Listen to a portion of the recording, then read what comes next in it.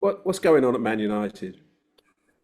I really don't know. I was one. I think I was one of those people, and I don't think I'd call myself naive in the sense of I just saw something different in the Arsenal game. I saw something really good and something better than I've seen in a while. And I looked at it there, and then maybe I should have thought about it a little bit more, remembering that it's Arsenal, not the most attacking side in general play. Don't really play, but with a high tempo. Not really got athletes in midfield who run past people playing front. And I got fooled by that, really, I would say. And then they played their next game at Fulham and started well, but then they had a few issues on that side of it. And last night was just about energy levels of players, catching them out. Who Man United players who didn't want to raise themselves. They looked around and wondered where they were. And the manager definitely let down by players, but you have to look at him. There's no even I'm a fan of his. You have to look at him and ask questions. And I think that it comes to a point that you're doing something as a manager and it's not working. You look at a business, if something's not working and you're not selling a product, but you still believe what you're doing is right, nothing wrong with that. But what you've got to do, you've got to tweak it and you've got to try and make it better. You think to improve it, and then maybe you can add something to it once you get yourself rolling again. And he's not even willing to do that. I look at some of his substitutions that he makes. I can't fathom them. He kind of sending on two centre halves or maybe a defender and a midfield player, still playing the same way. You're going up against a fourth tier, second division side. You go 4-4-2, and to be put and then you just maybe mesmerise them, you outthink them. But you've got players who, in certain ways, can't play that system, are not comfortable, don't want to do it. If you're going to look at a team that play that system and play it better than any other side, you look at Crystal Palace. Crystal Palace are perfect. They've got the right balance. They've got hungry defender. They've got pace, and they've got a football. They've got footballers who can play from there rather than looking like they've been working on scaffolding all night. So that's the problem. He hasn't really got the fluency from the back to midfield, and the problem is there's no central figure in that midfield. It's just not going to work until he gets that principal player in midfield who's going to take a little bit of control with and without the ball. Because Bruno Fernandes is not that player, and the problem is he's gone out and he's got three players saw an area which needed livening up, which it has livened up, but even they need that as well. They need something in that middle to help them to make different runs, to make things happen from there rather than from wide players, or as we've seen a lot with Cunha. Cunha's doing it, a lot of it on his own, which we definitely saw against Arsenal. We saw it against Fulham early on. He's incredible what he puts in, but he needs help, or he needs someone to slow him down and slow the game down and play different little balls round the corner. So the manager's got a big decision to make what he's going to do with that midfield with Bruno. And another big decision, I don't know which one is bigger than the other, is the goalkeeper. Does he suddenly go, I'm just going to put Tom Heaton?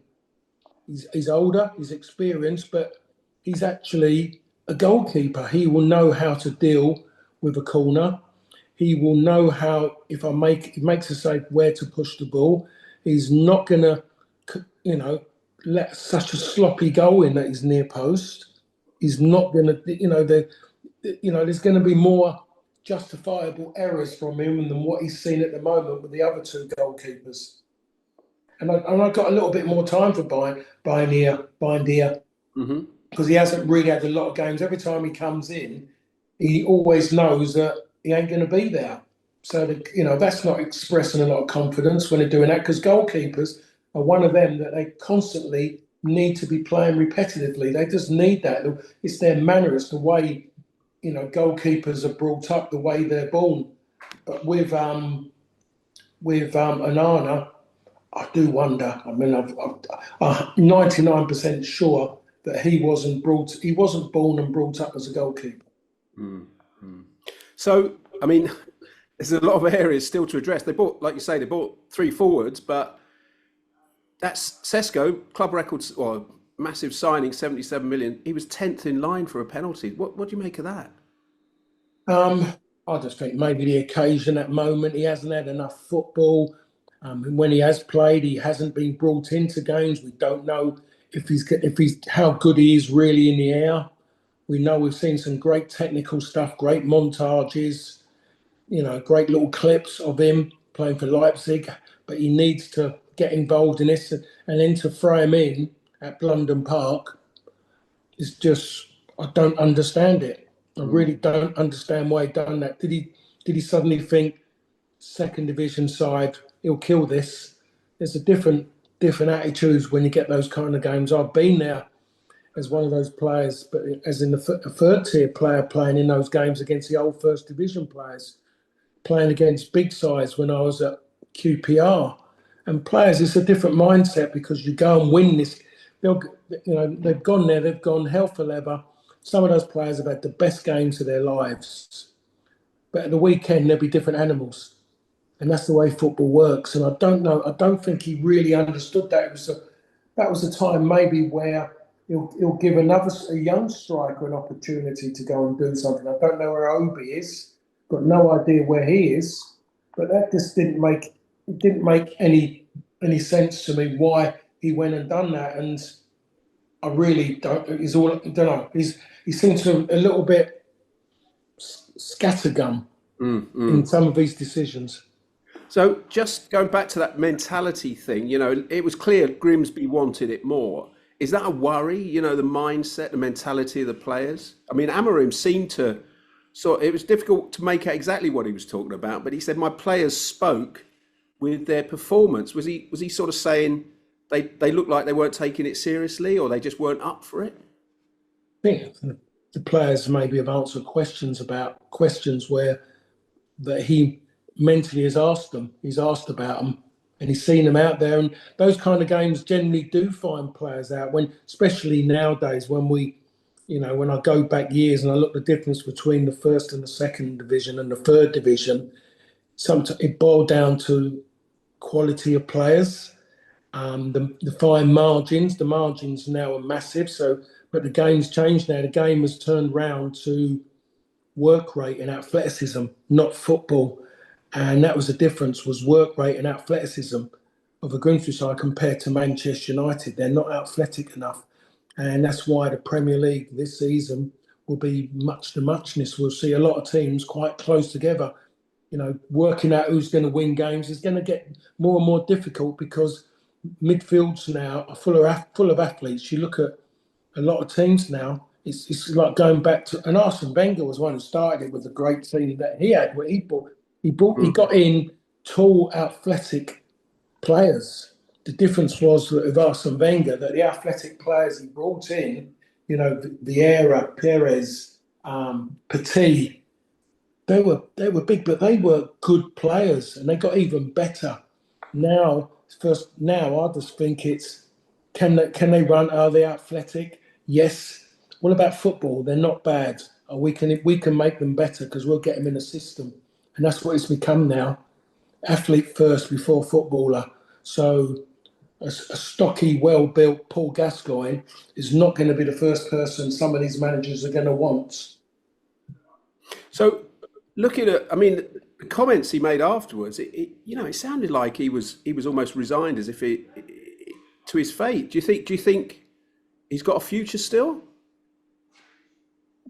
I think so. The game at Burnley, another game, opportunity to get their first 3 points of the season. A game, though, that they're expected to win up against a Burnley side that will play a little bit tedious football. They will overpass it.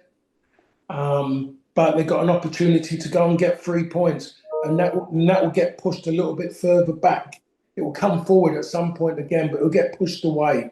Because the next thing we'll be talking international break, Manchester derby, and then it starts again. But I think in the Premier League, I think majority are always one game away from everybody talking about them getting a sack.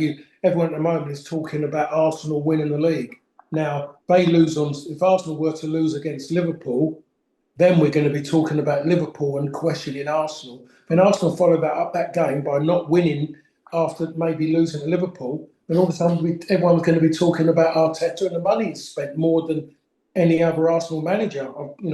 I'm guessing. So that's the way we've made football become now. It's not a job that you actually get a chance to make an impression. You can't think about young players. You can't build from within. You've got to go out and just be single-minded, selfish, and say, I'm going to win football matches and not care about what's going on. The youth team manager would like to speak to you, Mr. Manager. Sorry, no interest. I'm winning games here. And that's what's happening now. Where before, when I was playing, and maybe 10, 15 years after I stopped, I think that managers would always, Sir Alex was always talking to the youth team manager, asking about the players, and that's how we kind of got to know and was able to build. I think in certain ways, all those managers all built because finances wasn't around as what they are now. So the easiest thing is buy your way out. Young player, you virtually become roadkill because you can be used to go out and double the money for PSR. Yeah, balance the books. Yeah. Well, that's one, isn't it? Kobbie Mainoo. I mean, he seems to have been bypassed. I know he was picked last night, but the stories are he doesn't seem to have a good communication that they want to sell him. And yet, a year or 2 years ago, when he's that cup final performance, winning goal and all that, he looked like the future of Man United, didn't he? He did, and he's one of them that because of the way things worked out and what the manager wants to do, is that he's not the one who's at the front of it. Again, it's a situation with Bruno, but then you need someone of different figure, a way of playing other than Bruno in one of those three in midfield. So Kobbie might just be better with someone else in there, rather than someone who's always virtually running off to find a fire to pull it out all the time. Yeah. So again, Kobbie's in that situation I just mentioned 30 seconds ago. He's a bonus player because he's double the money. That's what he gives you back. So that's what it's become, a young player. Where I just believe you've got a young player, you get points, you get points, or you get rewards for consistently playing them. You're giving them an opportunity rather than the fact of throw him in there, give him a few outings, and think right now someone's going to come and pay for him, and that gives me opportunity to go and buy someone with more money available to me. So he's in that kind of, devil in a deep blue sea at the moment in time. And being a local boy, everyone's feeling for him. But I'm sure he'll do it right. He'll handle the situation right. But I believe he has to be playing regular football. He's been to a Euros. He's won an FA. Sorry, he's won an FA Cup. He's been to the Euros. He wants to taste that again. So he's going to want regular football. He ain't going to allow his career to be ruined, maybe, or not allowed to go forward because the manager's not playing him, and just sit there and think, well, I'm at a club that I love and I've been here all my life and I'm going to sit there. You can't do that. You've got to play football. Sometimes it's just as good to go backwards to go forwards. So you think he'd be better off elsewhere the way things are going?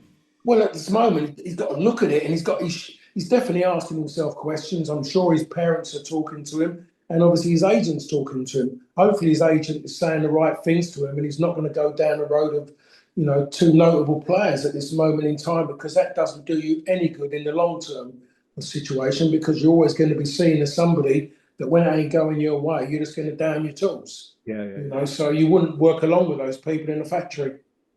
And just quickly, I mean, we don't know what's going to happen with Amorim, but if the worst comes to the worst, they don't get a result at Burnley, and the Manchester derby goes badly, he might walk. He's talked about it before. They might pull the plug on him. Who next? You just talked about Palace. Is Glasner the sort of man in this system might do something? Because it sounds like he's getting a bit restless at Palace, not being backed financially, Yeah, but he's the same as every manager who's been at Palace. The difference is the man has done incredible. Things are, he's kept quiet, and what he's done is reinvented so many players at Palace. It's absolutely incredible what that man's done. And you are right, he done well with Eintracht Frankfurt as well. And he deserves, maybe he thinks to himself, I deserve the opportunity to manage a side that can win a side at a club that is actually equipped to win a Champions League. The club is equipped because it's Manchester United, because they've gone and done it. But at the moment in time, on the grass, it's not right. Off the pitch, it's not right as well. So I just wonder, could he go there and having to fight those two fires that, which are burning at Manchester United? Has he? I mean, look, what could he do with that back three compared to what he's got already? If you've got Gahey in there, is there anybody who can compete with Gahey for Manchester United? No. I would say that the lad Richards has improved incredibly under Glasner. Incredible. Have they got anybody who can compete with him? I'm going to say no. When I see him, and then you've got the other one, which is the Moroccan player for Palace. Yeah, he's another one as well who has become the focal point of that main three without being a great footballer, but he does the job really well. So he hasn't got that to use. And you look at his midfield, Palace's midfield is so fluid. The way they move, he's got runners of the ball. He's just Walton. Oh, he did have Eze as well. He hasn't really got that. So there's things that he'll turn and say, have I got that? You look what you talk about a front three, that definitely gives him more than what he had at Palace in certain ways. But that midfield he had with Walton in there and with Eze was better than Manchester United's midfield. Yeah. They haven't got it. They've got to go out and get in players. If they want to bring him in, you're bringing in a name, you're bringing in a respected name, a very respected name in a short space of time. But if he was to turn up, I like to think the majority of Manchester United fans know, yes, he plays free at the back, but he hasn't got the tools to do it. Maybe, though, with him, which it wouldn't surprise me, is that he wouldn't be as stubborn. He'll accept it, but he'll work within it. But he'll work within the toolbox he's got and say, no, you can only do that and do that. And he'll go with a position of strength and he'll play a 4.